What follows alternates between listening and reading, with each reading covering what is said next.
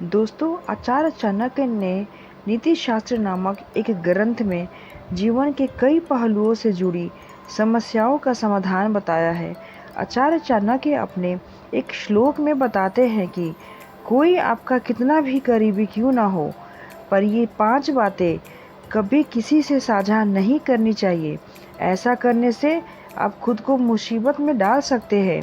आइए जानते हैं वो 5 बातें क्या है। पहला, दुख। आचार्य चाणक्य कहते हैं कि अपना दुख कभी किसी को नहीं बताना चाहिए, क्योंकि कोई आपके दुख को कम नहीं कर सकता। आपका दुख सुनकर भले ही सामने वाला सहानुभूति दिखाएगा, लेकिन आपके पीठ पीछे वह आपका मजाक बनाएगा। दूसरा, प्रेम संबंध।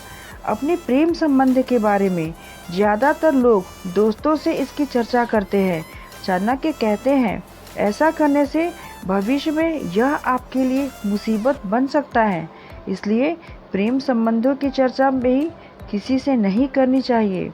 तीसरा, परिवार या पत्नी की बातें।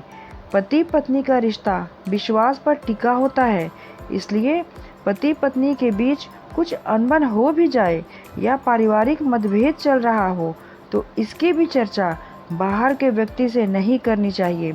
इससे समस्या का हल नहीं होता, बल्कि कलह और बढ़ता है। चौथी, धन से जुड़ी बातें। आचार्य चाणक्य कहते हैं कि किसी करीबी या अनजान दोनों ही तरह के व्यक्ति से धन संबंधी बातें नहीं करनी चाहिए। जैसे आप कितना कमाते हैं, घर पर कितना खर्च होता है और आप कितना बचाते हैं, ये सारी बातें किसी के साथ भी साझा नहीं करनी चाहिए।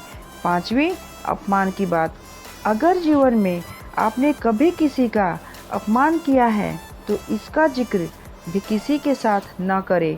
ऐसा करने से सामने वाला व्यक्ति भी आपका अपमान कर सकता है, साथ ही इससे आपको शर्मिंदा भी होनी पड़ सकती है। दोस्तों, इस दुनिया में कोई किसी का नहीं होता, सब अपने अपने लिए जीते हैं। इसलिए चाणक्य जी की ये बातें सदा अपने जीवन में याद रखने योग्य हैं।